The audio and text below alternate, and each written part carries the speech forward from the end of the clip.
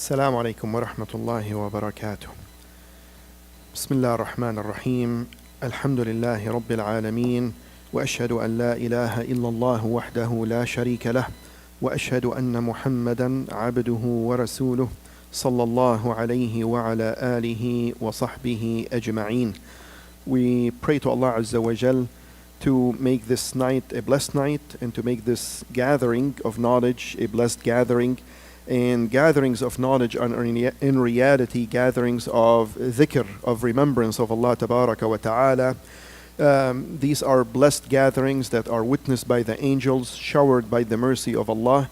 And we pray to Him Subhanahu wa Ta'ala to make our ja'iza, our reward, that it will be said to us, go for you have been forgiven. Allahumma ameen. Tonight is the 7th of Rabi' al-Thani of the year 1446 Hijri, which translates into the 10th of October of the Gregorian calendar 2024. And this is the 19th sitting or gathering of this series of commentary on this concise textbook titled Sharh Usul al-Iman, explanation of the fundamentals of faith by the late Shaykh al-Allama Muhammad ibn Salih al-Uthaymin rahimahullah ta'ala rahmatan wasi'ah. I believe last Thursday we already started talking about the belief in the last day and what it comprises, right? I think this is where we reached.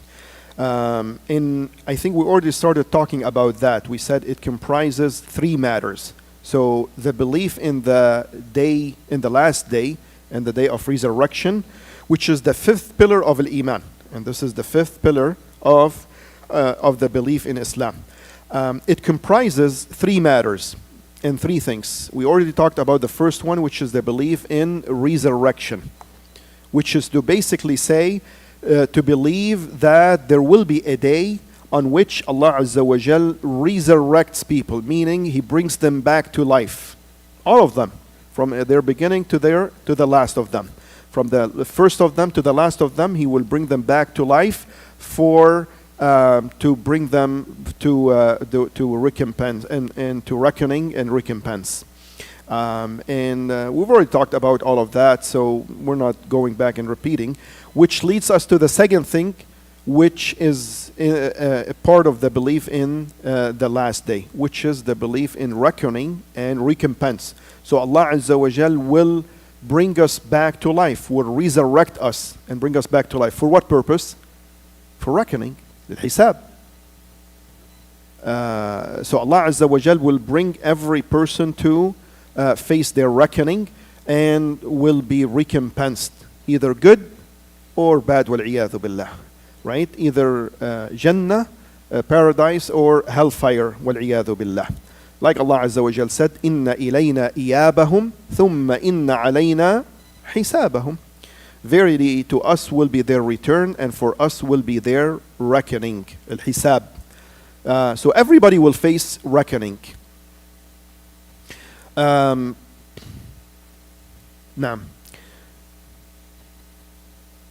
So I believe this is where we reached last time. The third thing that is part of or comprised in the belief in the last day is to believe in paradise and hellfire. Because this is the recompense, right? The recompense for the believers is in paradise, is by being entered and admitted into paradise. And the recompense for the people of disbelief and the people of the wrongdoers, their recompense will be in hellfire, wal-iyadhu billah. So Jannah and an-nar. So this is the third thing in believing in the last day, to believe that there is paradise and that there is hellfire, wal-iyadhu billah. And they are the final and everlasting abode for creation. And for those who are following along with us in the textbook, this is on page 78. This is on page 78. The belief in Al-Jannah and An-Nar, in paradise and in hellfire. He said Shaykh Muhammad bin Salih al-Uthaymeen rahimahullah ta'ala, he said, Al-Jannah is the abode of delight which Allah Azza wa Jal has prepared for the pious believers who believe in what Allah has ordained upon them and who obey Allah and His Messenger alayhi salatu wassalam, sincerely believing in Him and truly following His Messenger. Allah has prepared it from all kinds of bliss which no eye had ever seen, no ear has ever heard, and nobody has ever even imagined. It's beyond your imagination. It's beyond anything that you've seen, you've heard, or you've ever came to your mind or ever imagined. It is beyond all of that. And this tells you about the great reward that Allah Azza wa Jal has reserved for the believers, and that it's worth it. It's worth the patience, to be patient upon the obedience of Allah Azza wa Jal, to worship Him tirelessly, to be patient upon the decree of Allah Azza wa Jal, upon all the adversities and calamities that He decreed that you go through. Be patient and tirelessly obey Allah Azza wa Jal and establish His worship, because wallahi what awaits is definitely worth it. Definitely worth it. And this is from the reasons that really energizes the believer. Whenever you think about what comes next, whatever you think about the great reward, al-jaza al-azim, wal-na'im al-muqim, the everlasting abode of enjoyment and of happiness, everlasting in paradise, then it makes it easy, right? It makes all of what you do, it makes it easier upon you when you remind yourself of what comes next. And this life is nothing but short. It is very short. And before you know it, it's over. And what awaits you is a great reward from Allah Tabaraka wa Ta'ala. So it is important to believe that Al-Jannah, and to believe in Al-Jannah and to believe in An-Nar, to believe that there is paradise and that there is hellfire and that they are the final abode, meaning that there is nothing beyond after that. Either people of paradise will enter paradise and this will be their everlasting abode. There's nothing after that. It's an everlasting abode. And those, wal-iyadhu billah, the disbelievers will be thrown in hellfire, and it will be their everlasting abode. So this is the final abode. There is nothing beyond that or after that.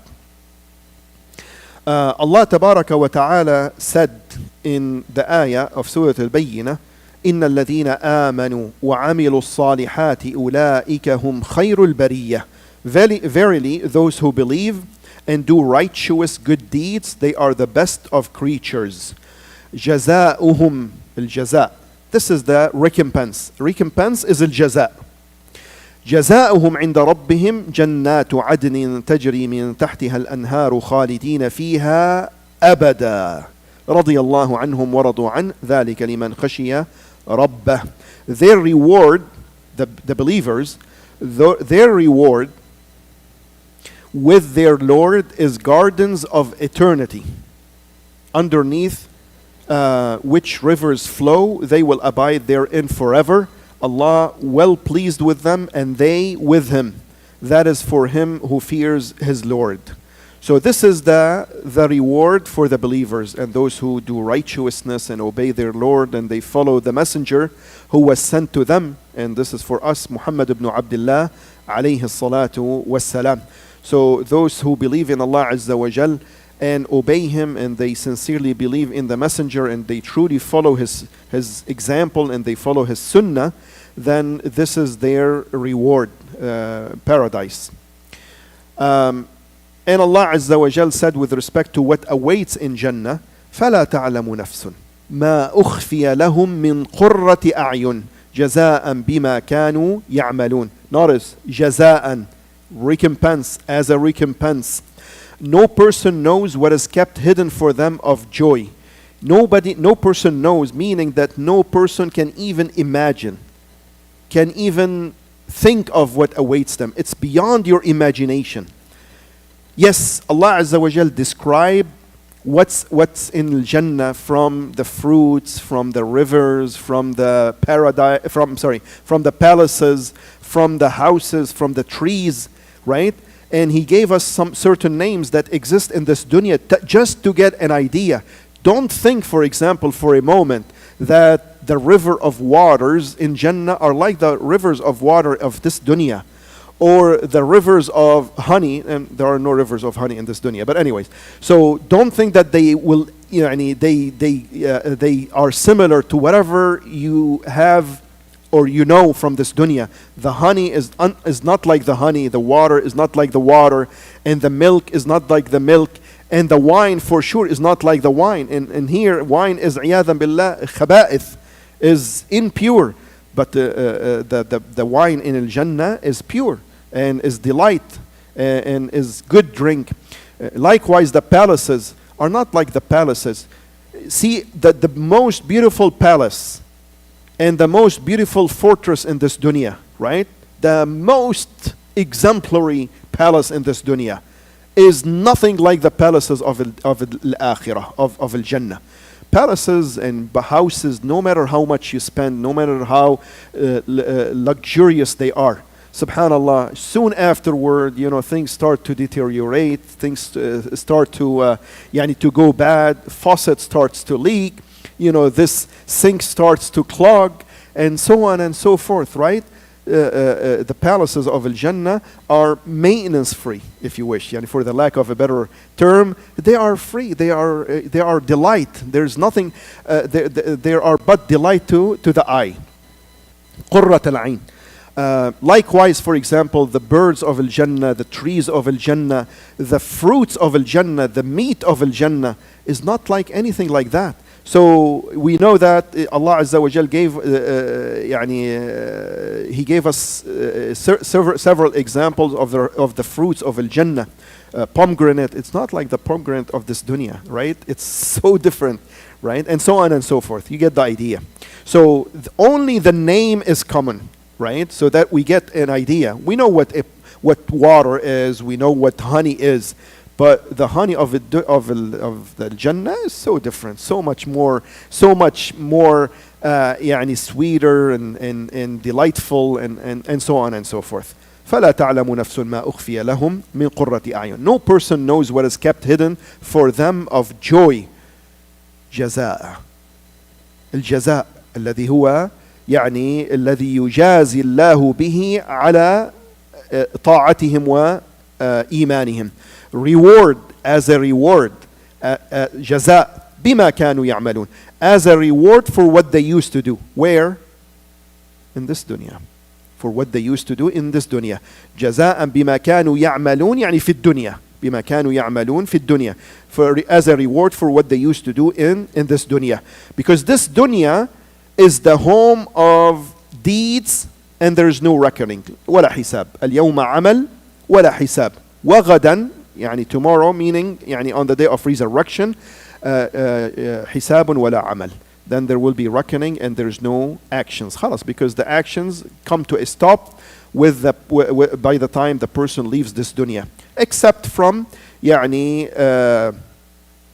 الأعمال, the actions that continue to earn reward for the person, right? الصدقات الجارية, the continuous reward for the person. So this is with respect to paradise. This is with respect to paradise. On the other hand, وَالْعِيَاذُ بِاللَّهِ, hellfire, النار.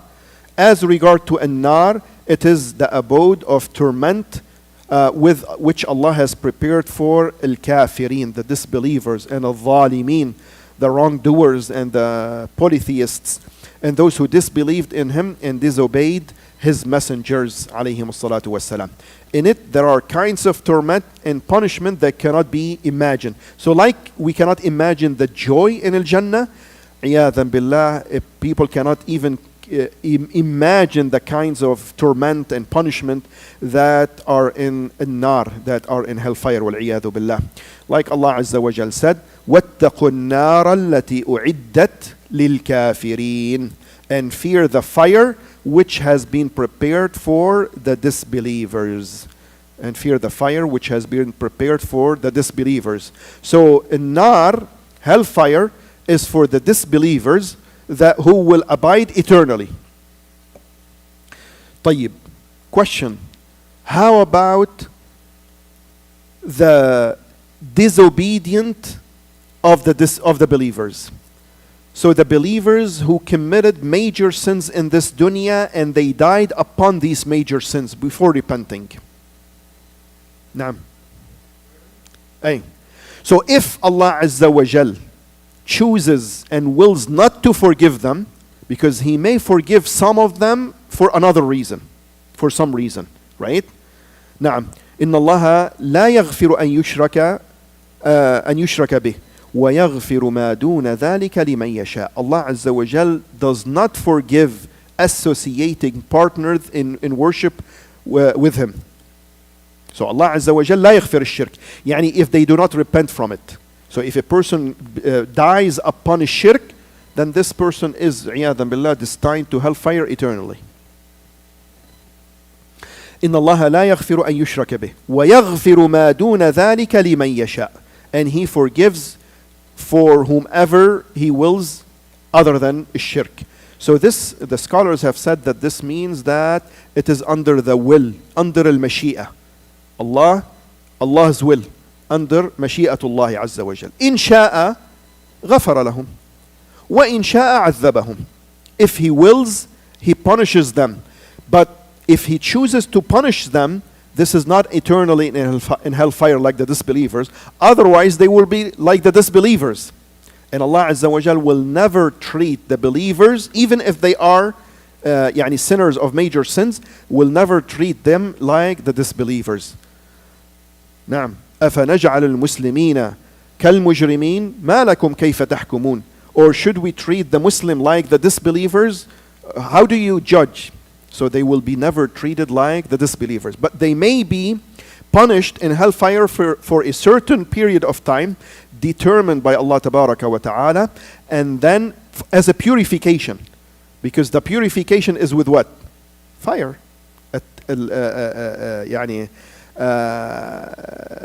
Purification is with fire. Even subhanAllah in this dunya. If you put the knife in fire, it purifies it, right? It cleans it. So the cleansing from these major sins is with fire, wal-iyadu billah. Then once they are cleaned and purified, then they are admitted into paradise. Because paradise is only for the pure. Dar al-tayyibin. Dar al-tayyibin. So those who have some khaba'ith, some khubth because of the major sins, if Allah Azza wa Jal chooses not to forgive them, then they will be purified and then they will be admitted into paradise. طيب. So you get the important difference between the sinners of the believers and the disbelievers, right? So the sinners of the believers with major sins, if Allah Azza wa Jal chooses not to forgive them, then they will be punished in hellfire, but not eternally. As for the disbelievers, they are eternally in hellfire. وَاتَّقُوا النَّارَ الَّتِي أُعِدَّتْ لِلْكَافِرِينَ. And fear the fire which has been prepared for the disbelievers. And He said subhanahu wa ta'ala, إِنَّا أَعْتَدْنَا لِلظَّالِمِينَ نَارًا أَحَاطَ بِهِمْ سُرَادِقُهَا وَإِنْ يَسْتَغِيثُوا يُغَاثُوا بِمَاءٍ كَالْمُهْلِ يَشْوِي الْوُجُوهِ بِئْسَ الشَّرَابُ وَسَاءَتْ مُرْتَفَقًا. We have prepared for الظالمين, يعني disbelievers and wrongdoers, a fire whose walls will be surrounding them, and if they ask for help, they will be granted water like boiling oil. وَالْعِيَاذُ بِاللَّهِ. That will scald their faces, terrible the drink, and an evil murtafaqa, yani an evil dwelling and resting place. Allah Azza wa Jal also says in Surah Al-Ahzab, إِنَّ اللَّهَ لَعَنَ الْكَافِرِينَ وَأَعَدَّ لَهُمْ سَعِيرًا خَالِدِينَ فِيهَا أَبَدًا لا يجدون وليا ولا نصيرا يوم تقلب وجوههم في النار يقولون يا ليتنا أطعنا الله وأطعنا الرسول. Allah has cursed the disbelievers and has prepared for them a flaming fire, hellfire, والعياذ بالله, wherein they will abide forever. خالدين فيها أبدا. It is an eternal abode. They will wherein they will abide forever and will find neither a protector nor a helper. They will say, oh, would that we had obeyed Allah. We wish we had obeyed Allah and obeyed the messenger, but it's too late. It's to no avail. It doesn't help them. It's already too late for them. They should have done this in this dunya. Ya laytana. We wish We wish that we obeyed. يا ليتنا أطعنا الله وأطعنا الرسول. We wish that we obeyed Allah and obeyed the Messenger. عليه الصلاة والسلام. So this is for respect to the disbelievers. So the third thing that is comprised in the belief in the last day is to believe in paradise and in hellfire. طيب. Now who can remind us of the three things that comprise the belief in the last day? So this was the third one. We talked about the two last Thursday, and I reminded you about them in the beginning of this gathering. So who can remind us of the three things that are comprised in the belief in al-yawm al-akhir, the last day? The first one, believe in resurrection and the reckoning and the recompense. The second one, to believe in the reckoning and recompense. Al-hisab wal-jaza. Naam. Third one, heaven and hell. Paradise and hellfire. Wal-iyadhu billah. طيب. Also, this is something that the Shaykh did not mention. Again, just because his aim and his purpose really was to be concise. But yani for the purpose of completeness, if you wish, and while at it, let me add this. From the belief of Ahl Sunnati wal Jama'ah is that Jannah wan Nar, obviously they are created. مخلوقتان. So they are creation from the creation of Allah Azza wa Jal. Allah Azza wa Jal created them and prepared them for their respective people. And that they already exist. Allah Azza wa Jal already created them. So they exist now. And they are already created. Allah Azza wa Jal created them. That is why Allah Azza wa Jal, He mentioned them in the past tense. وَاتَّقُوا النَّارَ الَّتِي أُعِدَّتْ. And fear the fire which had been prepared. So it's already been prepared for them. And it's already been created for them. So it exists now. It already exists. إِنَّا أَعْتَدْنَا لِلظَّالِمِينَ. We have prepared. It's not that we will prepare. We have prepared for الظالمين a fire whose walls will be surrounding them. نعم. إِنَّ اللَّهَ لَعَنَ الْكَافِرِينَ وَأَعَدَّ. Allah has cursed the believers and has prepared for them a flaming fire. So you notice that all the ayat in which Allah Azza wa Jal talks about the hellfire, it is in the past tense, which means that it already happened, so it's already there. Likewise for Al-Jannah, Allah Azza wa Jal, for example, described, for example, Al-Jannah, وَسَارِعُوا إِلَى مَغْفِرَةٍ مِّن رَبِّكُمْ وَجَنَّةٍ عَرْضُهَا السَّمَاوَاتُ وَالْأَرْضُ أُعِدَّتْ لِلْمُتَّقِينَ. And hasten toward heaven, the width of which is like the width between the heaven and earth, which has been prepared for al-muttaqeen, for the pious people.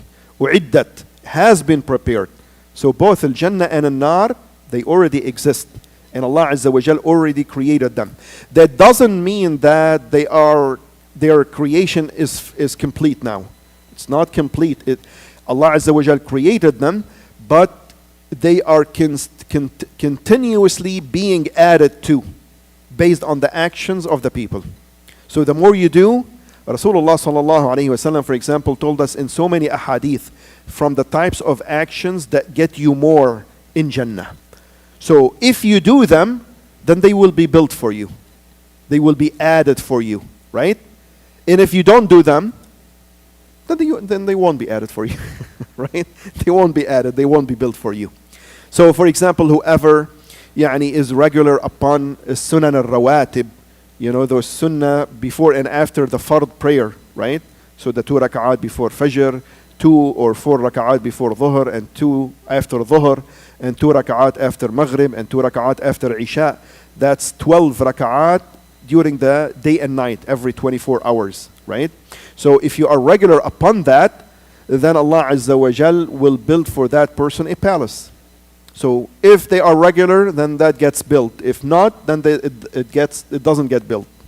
So this means that, so you understand the difference. It is already both are already created, but that doesn't mean that their creation is complete. Like you build something, but doesn't mean that it's completely complete. Khalas, that's it. They are constantly and continuously being added to based upon what the person does, from the actions that gets them more and more. Naam. طيب. Let's see, is there anything else? I think that... Naam.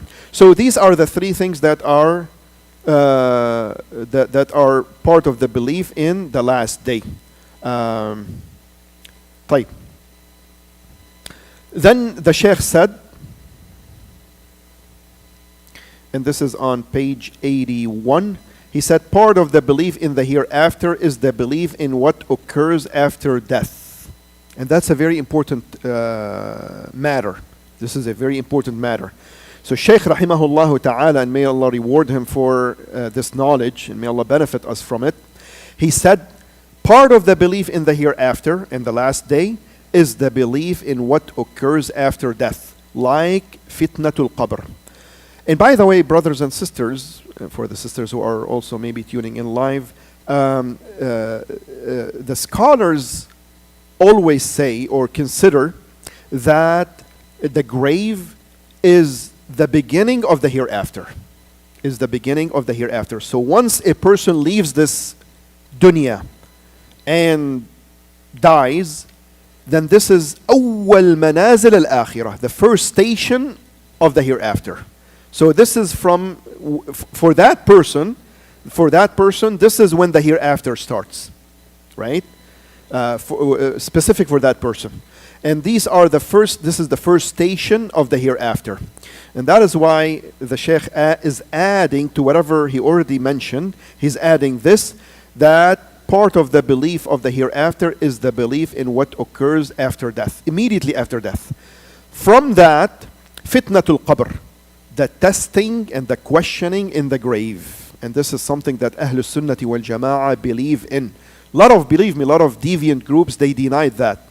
And they don't believe that there will be questioning and the angels who come and ask in the affliction of the grave. They don't believe in that. Ahlus Sunnati wal Jama'ah believe that there is fitnatul qabr, su'al al-qabr, which is the questioning in the grave. The affliction of the grave, which is the questioning by the two angels, as told by Rasulullah sallallahu alayhi wasallam of the dead person in his grave about his Rabb, his deen, and his Prophet. Man Rabbuk, wa ma dinuk, wa man Rasuluk. Who is your Rabb? And by the Rabb, it means who is your deity. Man Rabbuk, يعني man ma'buduk. Not Rabb بمعنى, but with the meaning of the creator and the sustainer and the one who manages the affair. This is not the meaning. But the Rabb sometimes comes to mean, يعني who did you used to worship? Because this is where the problem occurred, right? This is where Mushriki Quraysh and all the Mushrikeen, this is where they committed a shirk. Not in a rububiyyah, not in the lordship. So this is not what the question is about, right? Man Rabbuk, يعني man ma'buduk. Who did you worship? What is your deen? And who is your prophet? Obviously the believer who already believed in all of that and he learned all of that or she learned all of that in this dunya, Allah Azza wa Jal will make them steadfast and be able to answer those questions. So يقول ربي الله وديني الإسلام ورسولي محمد بن عبد الله صلى الله عليه وسلم. And the disbelievers will not be able to answer. Allah will keep firm those who believed with the word that stands firm. Like Allah Azza wa Jal said, يثبت الله الذين آمنوا بالقول الثابت في الحياة الدنيا وفي الآخرة in Surah Ibrahim. Allah Azza wa Jal says that Allah Azza wa Jal will make steadfast يثبت الله الذين آمنوا. Allah will make steadfast those who believed in this dunya and in the hereafter with the firm word. يعني they used to say لا إله إلا الله محمد رسول الله. So Allah will keep firm those who believed with the word that stands firm, يعني الشهادة. The word in here is الشهادة. يعني the believers will say, my Rabb is Allah and my deen is Islam and my Prophet is Muhammad sallallahu alayhi wasallam. As to al-Zalimeen, and al-Zalimeen in here, the oppressors, يعني المشركين, يعني those who used to take partners to join partners in worship of Allah Azza wa Jal. Allah will lead them astray, and the kafir will say, ha ha, I don't know. So they won't be able to answer. They don't know how to answer. And the hypocrite or the doubtful matter will say, I don't know. I heard the people say something, and so I said the same thing. Yani I just followed whatever they say. He doesn't even know what they were saying. So you see, only the believers will pass that test by the help of Allah Tabaraka wa Ta'ala. So this is fitnat al-qabr, the testing and the questioning in the grave. The second one is the torment and the delight of the grave. So there is also torment and delight in the grave, and this is also something that Ahlus Sunnati wal Jama'ah believe in. Deviant groups, a lot of deviant groups also, they denied that and they rejected that. But Ahlus Sunnati wal Jama'ah, they believe in that based on ayat from Al-Quran and ahadith from the Sunnat al-Nabi sallallahu alayhi wa sallam. The torment and delight of the grave, the torment will be inflicted upon al-Zalimin, upon the wrongdoers from the disbelievers and the hypocrites.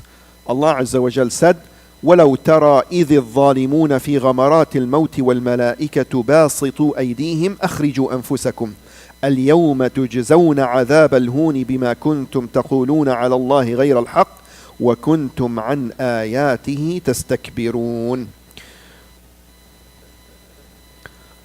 And if you could but see when the Zalimin are in the agonies of death, while the angels extending forth their hands saying, deliver your souls, this day you shall be recompensed with the torment of degradation because of what you used to utter against Allah other than the truth.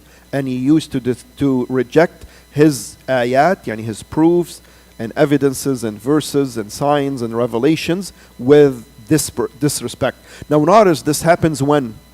At the time of death. This is not in the hereafter. So this is different than what happens in the hereafter. Notice that the angels, and if you could but see when the Zalimin are in the agonies of death, yani while they are dying, while their souls is being extracted, while the angels extending forth their hands saying, deliver your souls. So they're taking their souls out of their bodies. So this is at the time of death, not in the hereafter. This is different. This day you shall be recompensed. So this is the torment of the grave. Now some people, they think they're smart and say, what if they are not buried? What if their bodies are burned to ashes and thrown in sea or whatever? So what happens?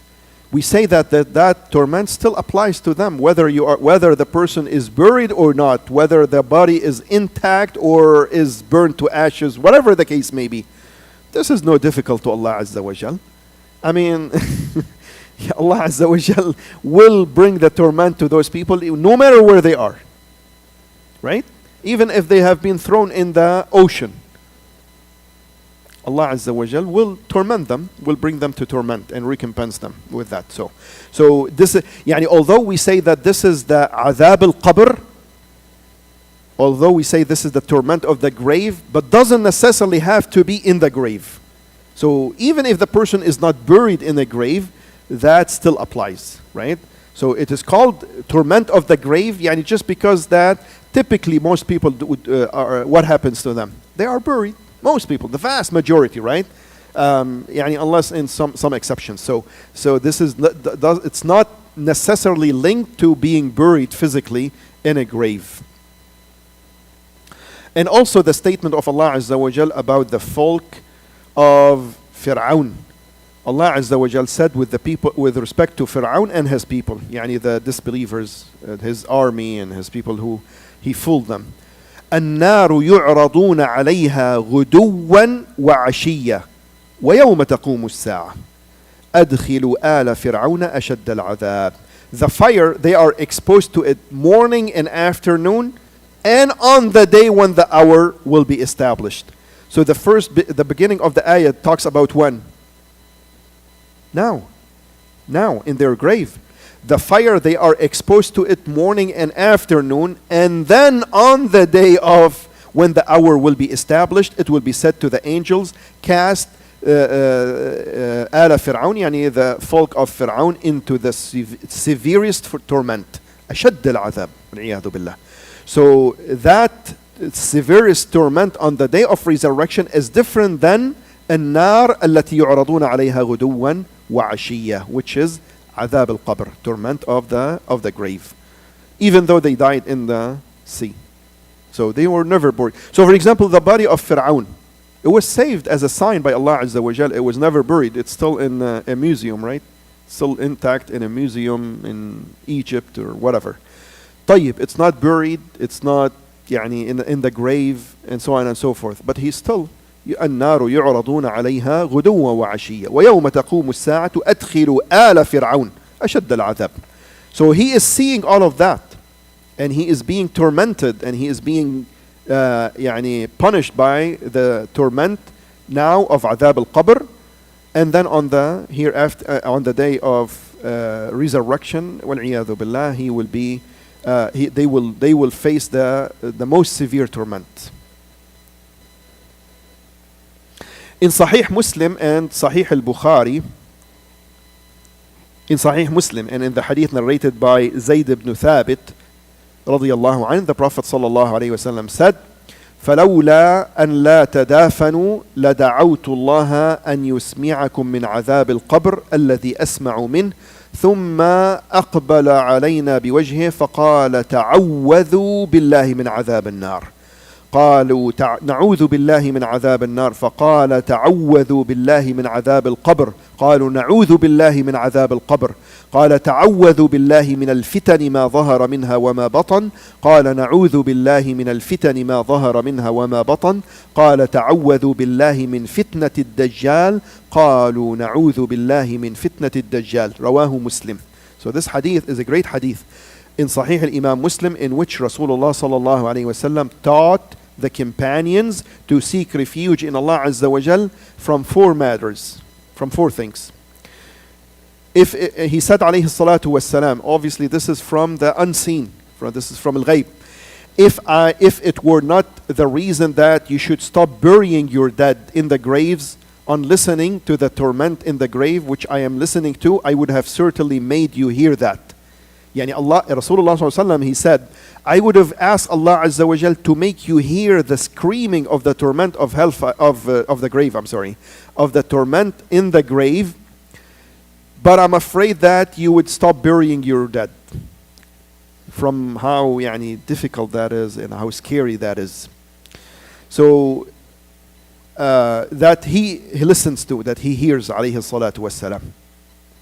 Then turning his face toward us, yani toward the Sahaba, he said, seek refuge with Allah from the torment of hell. So they said, we seek refuge in Allah from the torment of hell. So that's the first one. He said, seek refuge in Allah from the torment of the grave. And this is the proof, this is the evidence in this hadith. This is why he mentioned it, rahimahullah ta'ala, Shaykh. He mentioned this hadith for this, because it has a proof for what? For the torment of the grave. So they said, we seek refuge in Allah Azza wa Jal from the torment of the grave. So عذاب القبر حق ولا مو حق؟ حق. It is the truth.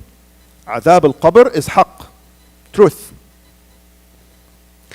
Then he said, alayhi salatu wasalam, seek refuge in Allah Azza wa Jal from tribulations, the one that is apparent and the one that is hidden. ما ظهر منها وما بطن. Both the apparent and the hidden. And they said, we seek refuge in Allah from tribulations and trials, the apparent and the hidden. So this is the third one. The fourth one, he said, seek refuge in Allah from the affliction of Dajjal, the Antichrist. So they said, we seek refuge in Allah from the affliction of Dajjal. So these are four things.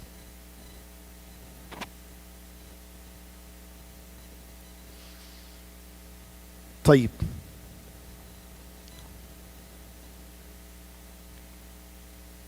And in some narration in Sahih al-Imam Muslim, the Prophet ﷺ was with some of his companions when they passed by the graves of some of the kuffar, the disbelievers, and said that these people are passing through the ordeal of the graves, yani the torment of the graves.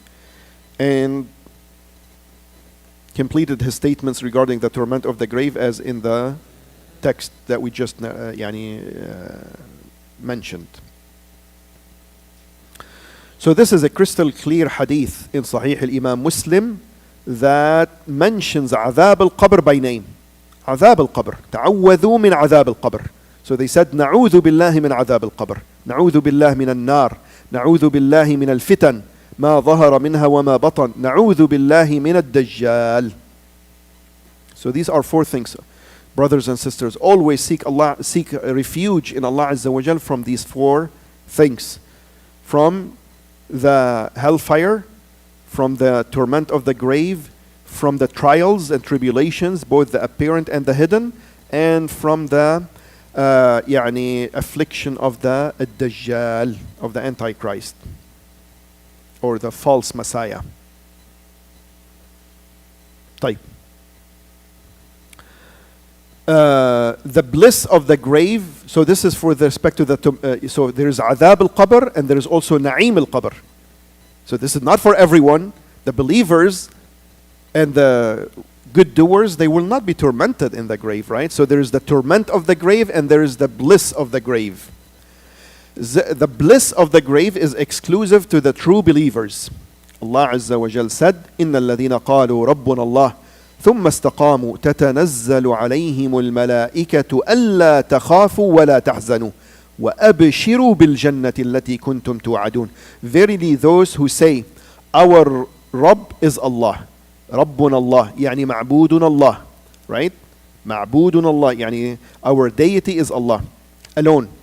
And then they stand firm and straight and upright upon the path. ثم استقاموا يعني they had istiqamah, they were upright, they were firm and straight upon the path. Yeah, istiqamah, ahsan. Hence Masjid al-Istiqamah. By the way, this is why we called it Masjid al-Istiqamah. It was inspired from this ayah. إن الذين قالوا ربنا الله ثم استقاموا أسأل الله لي ولكم الاستقامة. أي نعم. Because there is a great reward for that. إن الذين قالوا ربنا الله ثم استقاموا فلا خوف عليهم ولا هم يحزنون. Then there is no fear nor for them, nor shall they grieve. Allahu Akbar. And this is on the day of resurrection. And in this ayah, إن الذين قالوا ربنا الله ثم استقاموا تتنزل عليهم الملائكة. On them the angels will descend. When? At the time of death. يعني to extract their soul. This is at the time of death. The angels, يعني the angel of death, Malak al-Maut. On them the angels will descend, saying, fear not, and nor grieve, but receive the glad tidings of Jannah. Abshiru bil Jannah. So for the believers, death will not be scary. They will not be frightened, but receive the glad tidings of Jannah which you have been promised. Which you have been promised. And this is the promise of Allah Azza wa Jal to the believers.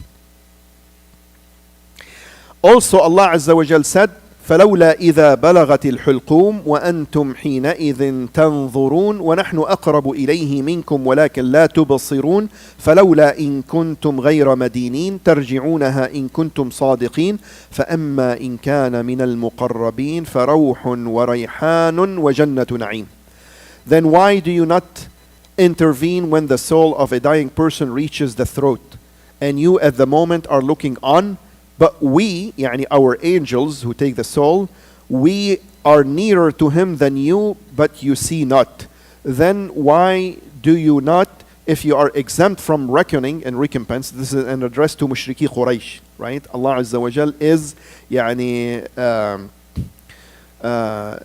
directing this to Mushriki Quraysh, right? Asking them,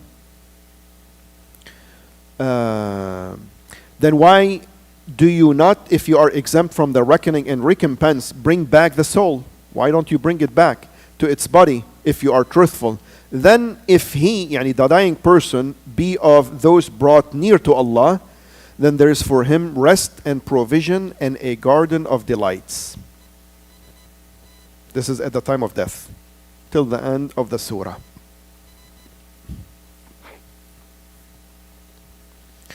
Al-Bara ibn Azib radiallahu anhu reported that the Prophet sallallahu alaihi wasallam indicated that upon the believers' answer to the questions raised by the two angels in the grave,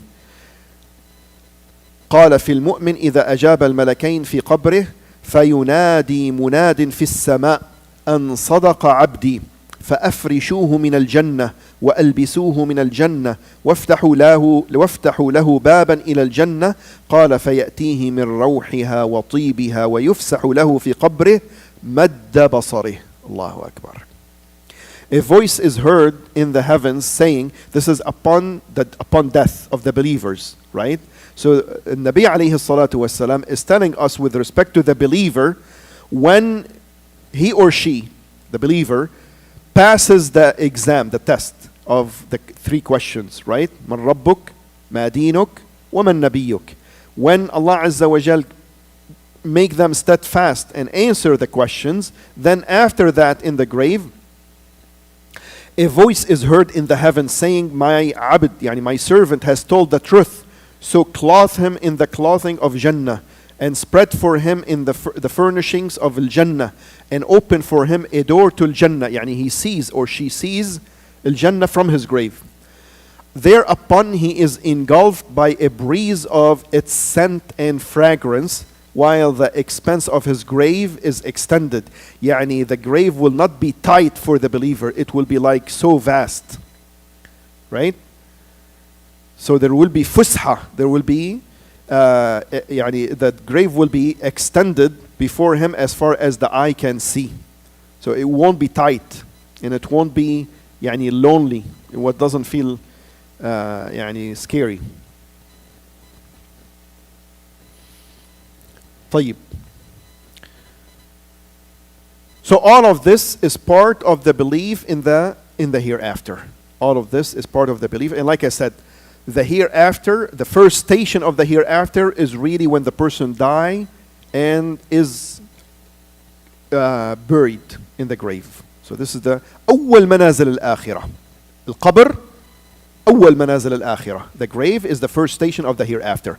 So everything that starts from that and onward, so from the time of death and onward, all of this is part of the belief in the last day, hereafter. So from the burying in the grave, from the two angels coming to ask the three questions, from the delight or the torment of the grave, right?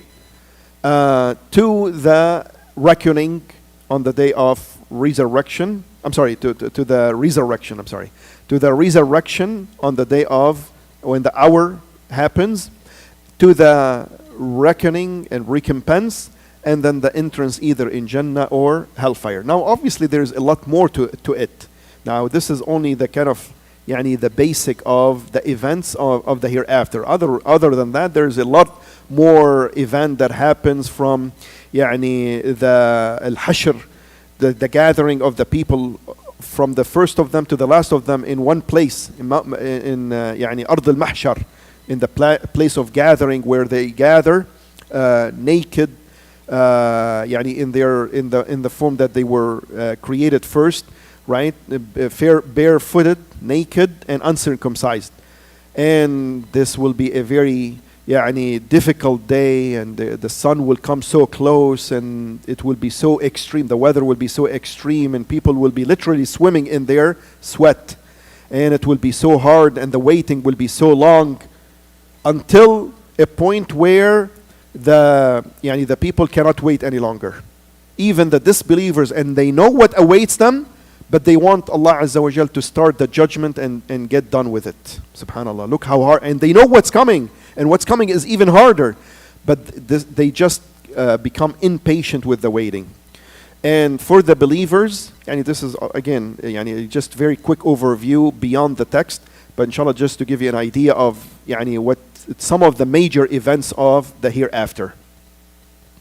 For the believers, they will be allowed to drink from the pond Hawd al-Nabi sallallahu alayhi wasallam. The believers, from those who follow the sunnah of the Prophet sallallahu alayhi wasallam and haven't changed anything in the religion, they haven't innovated, they haven't come up and fabricated innovations in the deen, al-bid'ah and al-muhdathat, newly invented matters, who have stayed away from that and strictly follow the sunnah of the Prophet ﷺ, they are, while the people are waiting in Ard al-Mahshar, in the place of gathering, the pond will be presented to them, and they will be able to drink from it, a drink after which they shall never feel thirsty. And this pond, the water of this pond is so sweet and so whiter than the milk and sweeter than honey, and so delicious. And the number of cups of around this pond is like the stars of the sky. So many of them. So there's no, some people may think like, طيب, but how many believers there will be, right? So will there be like crowding and whatnot? No. The pond is square shaped, and each side of it, the length of it, or how long it is like the journeying on a camel for a month. And the number of cups is like the numbers of stars in the sky. So there will be no crowding, there will be no pushing and whatnot, like let me drink, alhamdulillah, everybody will get so easily, and they drink. And this was the first relief for the believers on the day of resurrection. Because when they drink, like I said, the weather will be extreme, the sun will be so close, right? And people will be sweating like crazy. And so when they drink, then this brings relief to them. This is the first relief for the believers, because they will never feel thirsty after that. They drink for enjoyment, not because they need to, not because they are thirsty. Like as in this, when you drink, because you're thirsty, right? And I am. But when on the day of resurrection, after this drinking from the pond, then it is just for enjoyment, right? Na'im. So this is from the events of the hereafter. And then Shafa'a al-Kubra, the great intercession of Nabi alayhi salatu wasalam on behalf of humanity, not just the believers, because they come to Nuh, they come to Adam first, and they ask him to intercede with Allah Azza wa Jal to just start the reckoning. Just to start the reckoning, al-hisab. And then he brings an excuse, and then they go to Nuh, and then they go. There is a long hadith in Sahih al-Bukhari, and then they go to Ibrahim alayhi salam, then they go to Musa, then they go to Isa, and then they go to the Prophet alayhi salatu wasalam, and he would say, Ana laha, I am for it, and I am for it. And so he goes and prostrate in front of the throne of Allah Azza wa Jal, and he will be inspired with praises that with which he praises Allah Azza wa Jal, that he said he doesn't know them in this dunya yet. So Allah Azza wa Jal on the day of resurrection, he will inspire him to say praises, and then Allah Azza wa Jal will say, raise your head. ارفع رأسك يا محمد وسل تعطى, and ask and you will be given. So he will intercede, and Allah Azza wa Jal will start the reckoning, and the reckoning will be ours. Will be Allah Azza wa Jal will bring everybody to reckoning. Can you imagine how many people will be from the first of humanity to the last? And it will be done in hours, in a very short period of time. And then the scales will be brought forward and will be established to weigh the deeds of the believers, right? The good deeds and the bad deeds, and which one outweigh the other, and so on and so forth. And then there will be the crossing of the bridge over fire, and then there will be the opening of the doors of Al-Jannah and entrance into Al-Jannah, and so on. I'm very quickly obviously mentioning these events, otherwise this is a pretty lengthy argument. طيب, I think let's stop here inshallah, because the next is where the Sheikh starts about he talks about the benefits and the fruits of the belief in the last day, like we did in every pillar, right?